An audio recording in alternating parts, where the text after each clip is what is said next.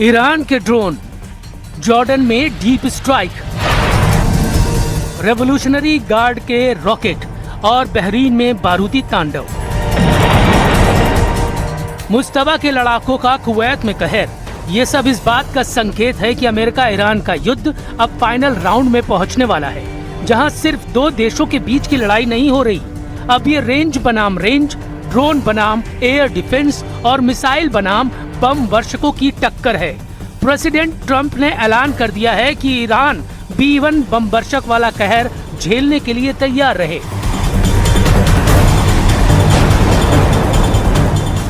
Iran पर Trump 13,600 kilogram का बम फोड़ने जा रहे हैं। ये ऐसे बम हैं जो विमान से गिराए जाने के बाद अंडरग्राउंड बंकर तक पहुंचते हैं।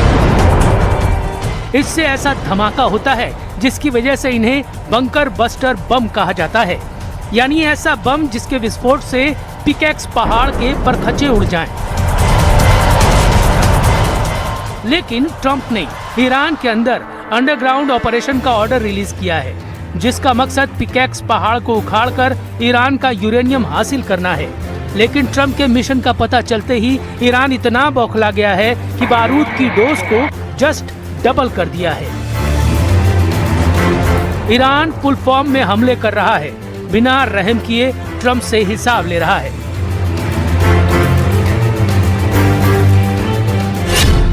ईरान मिसाइलों से पीट रहा है, जॉर्डन बचाओ बचाओ चीख रहा है। ईरान ड्रोन बमों की बौछार कर रहा है, बहरीन रहम रहम गिड़गिड़ा रहा है।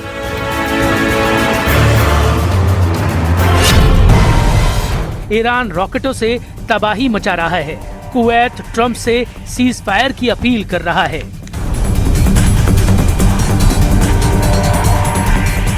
ईरान के जितने दुश्मन हैं, सब सरेंडर मोड में आ चुके हैं। इजराइल तक युद्ध से साइड लेकर एक किनारे खड़ा है। लड़ाई अब सीधे अमेरिका ईरान में चल रही है, जबरदस्त टक्कर हो रही है। अमेरिका रात भर बमबारी करता है, सुबह की पहली रोशनी से ईरान जवाब देना शुरू करता है। ईरान जब जवाबी हमला करता है तो सिर्फ अमेरिका की हालत खराब नहीं होती, ट्रंप से दोस्ती रखने वाले तमाम देश ईरान का ताप झेलते हैं। ईरान पर अमेरिका के जितने बम गिरे हैं, ऐसे हर धमाके ने अब खाड़ी देशों के मिसाइल डिफेंस सिस्टम का पुर्जा ढीला कर दिया है। ओमान से कुवैत तक, बहरीन से सऊदी अरब तक, हर मिसाइल हमले ने ट्रंप को ईरान पर नया प्लान बनाने पर मजबूर कर दिया है। यही वजह है कि ट्रंप ने ईरान को घेरने के लिए अब अपने सबसे विनाशकारी हथियार को उड़ाना शुरू कर दिया है। ब्रिटेन के RAF फेयरपोर्ट एयरबेस से अमेरिकी B-1 स्ट्रेटेजिक बॉम्बर उड़ान भरते देखे गए हैं। ट्रंप के ईरान के पिकेक्स माउंटेन को निशाना बनाने की धमकी के बाद ब्रिटेन के RAF फेयरपोर्ट एयरबेस पर हलचल तेज हो चुकी है और अमेरिकी B-1 स्ट्रेटेजिक बॉम्बर के उड़ान भरने की तस्वीरें वायरल होनी शुरू हो गई हैं। CNN की रिपोर्ट के मुताबिक अमेरिका यूरोप में तैनात अपने F-16 और F-35 लड़ाकू विमानों को भी पश्चिम एशिया में भेजने का प्लान बना चुका है। इसके साथ ही एयर टू एयर रिफ्यूलिंग विमान भी ईरान के आसपास भेजे जा सकते हैं। इस बीच इजराइल का बेन गुरियन इंटरनेशनल एयरपोर्ट भी एक मिलिट्री बेस बन चुका है। यहाँ पहले भी अमेरिकी सेना के जंगी हथियार तैनात रहे हैं, लेकिन अब तो इनके वीडियो खुद अमेरिकी मीडिया जारी कर रहा है। इसकी वजह ट्रंप पहले ही साफ कर चुके हैं। ट्रंप तब तक ईरान को बम से मारेंगे जब तक वो उनकी शर्तों पर सरेंडर नहीं करता। Mr. President, there are no signs that Iran is ready to stop fighting. So what is the plan? Is the plan to just keep bombing until they give up? There are no signs. What, do you know something that I don't know? So talks are still possible? Do you know something that I don't know? Do you know something I don't know? Well, tell us.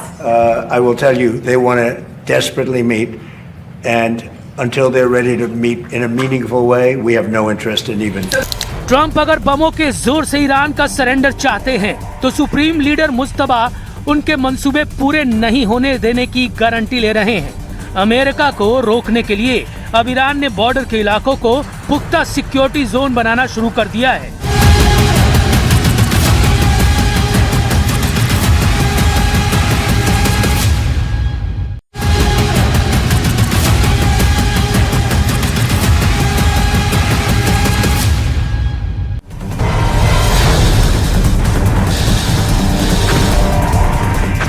वैसे भी Trump अब Iran में अपना एक भी mission complete नहीं कर पाए, इसलिए ईरान उनके ऑपरेशन पिकैक्स की हवा खराब करने का पक्का बंदोबस्त कर रहा है।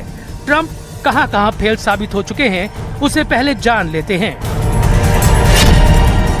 उनका पहला मकसद ईरान के परमाणु कार्यक्रम को जड़ से उखाड़ना, मतलब पूरी तरह से खत्म कर देना। लेकिन क्या ऐसा हुआ? 400 किलो संवर्धित यूरेनियम को लेकर अब भी सवाल उठ रहे हैं, इसलिए ये मकसद नाकाम ही दिख रहा है, क्योंकि ट्रंप फोर्स को ईरानी यूरेनियम की करेक्ट लोकेशन तक शायद ही पता है। ट्रंप का दूसरा मकसद ईरान के मिसाइल जखीरे को मिटा देना, लेकिन ईरान के कमांडर दावा कर रहे हैं कि उनके पास इतनी मिसाइल है कि ईरान 20 साल तक लगातार युद्ध लड़ सकता है, इसलिए ये मकसद भी फेल हो गया। ट्रंप का तीसरा मकसद ईरान में बगावत करवा के तख्ता पलट करना था, लेकिन मुस्तफा खamenei ने ईरान के सर्वोच्च नेता का पद बखूबी संभाल लिया है और ईरान की मिलिट्री लीडरशिप भी कायम है, यानी ट्रंप के तीनों मकसद नाकाम साबित हुए हैं।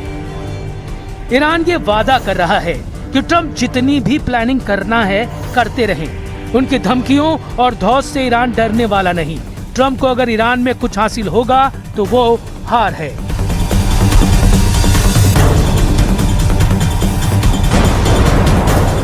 نهادهای مطرح شده از طرف میانجی‌ها به ما اعلام شده، ما این رو دریافت کردیم، اما الان در مورد جزئیاتش من اجازه بدید که دیگه ورود نکنم، ولی اصل موضوع که در این روزها هم دستگاه دیپلماسی فعال بوده و هم ایده‌هایی